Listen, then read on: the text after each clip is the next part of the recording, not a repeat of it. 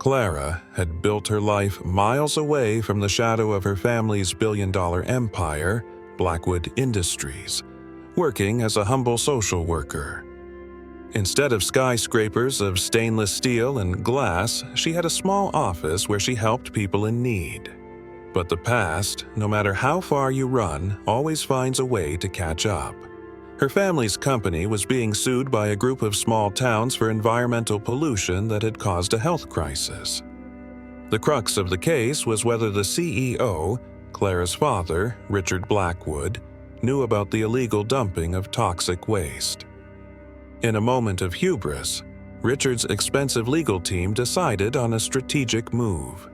They would call Clara to the stand as a character witness to show what a loving family man he was. They believed she was too disconnected from the business to know anything damaging and too loyal to betray her own family. If you love stories about unexpected heroes seeking justice, consider subscribing to our channel for similar narratives. Clara's heart pounded against her ribs as she walked toward the witness stand. She saw the confident smile her father gave her. The family lawyer began asking simple, leading questions. Is your father a good man, Miss Blackwood? Does he care for his family? Clara gave choked one-word answers. Everything was going according to plan. But then, the plaintiff's attorney stood up for cross-examination. Ms. Blackwood, he said calmly, at home, as a child, did your father ever speak of Project Nightingale? Blackwood's lawyers immediately objected, but the judge allowed the question. Everyone in the courtroom turned to Clara. Clara locked eyes with her father, who was now in a state of shock. And in that moment, everything she had suppressed for years came to the surface. Yes, she whispered. Her voice then became clear, filling the entire hall. Yes, he did. Clara began to recall a specific dinner party. She described how her father had boasted about how Project Nightingale was a clever way to trim costs by using underdeveloped land for waste disposal. She even remembered the innocent-sounding code name he used for the toxic chemical, sleeping powder. In that moment, Clara had just revealed the secret knowledge no one thought she possessed. Richard Blackwood's face turned to stone. The courtroom erupted. Clara's testimony had turned the tide of the case, but it had upended her own life. She was immediately disowned by her family, disinherited, and publicly condemned in the media as an unstable, lying, and ungrateful daughter.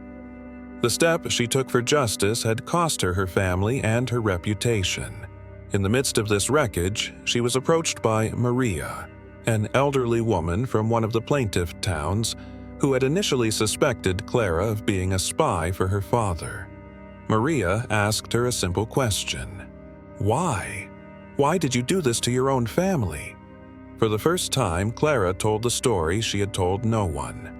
Her childhood best friend, who lived near one of the factories, had died of a rare form of cancer as a teenager. Clara had started to get suspicious back then, piecing together old company memos her father had carelessly left around. The final straw was her father dismissing her friend's death as unfortunate but statistically irrelevant. That was the real reason she left home. Not just because she was an idealist, but because she was heartbroken. Her testimony wasn't just about choosing justice over money. It was about choosing to honor the memory of her lost friend over her corrupt family. Although Clara's testimony had turned the case in the town's favor, Blackwood's lawyers managed to tie the process up in appeals, arguing it was hearsay from a minor. The legal battle could drag on for years, and the victims wouldn't see a penny. The fight was no longer about winning in court, but about forcing a settlement and getting immediate help for the sick. Clara could no longer stay in the shadows. She had to use the Blackwood name she once ran from as a weapon against her own family. Using the media attention from the trial, she partnered with Maria and a local environmental group. She announced she was using her knowledge of finance, learned from years of observing her father, to establish a foundation to help victims of corporate pollution.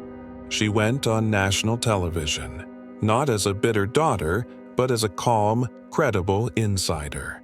And she revealed another secret: a specific financial loophole her father used to hide profits, money that could be used to pay the victims' medical bills immediately. This was a public relations bomb the corporation couldn't fight in court. Faced with public outrage and financial ruin, Richard Blackwood was forced to settle the case and create a massive compensation fund for the victims. Clara, having used her name and knowledge for good, found a new family in the community she helped save. The final scene shows her in the Foundation's office, planning the next move with Maria, finally at peace with her identity. What do you think about this story?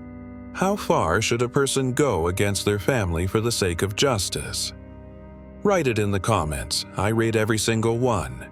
If you want to see more exciting stories like this, leave a like, subscribe to the channel, and activate the bell so you don't miss anything. And if you want to hear another incredible story, click on the video that is now appearing on your screen. You will be surprised.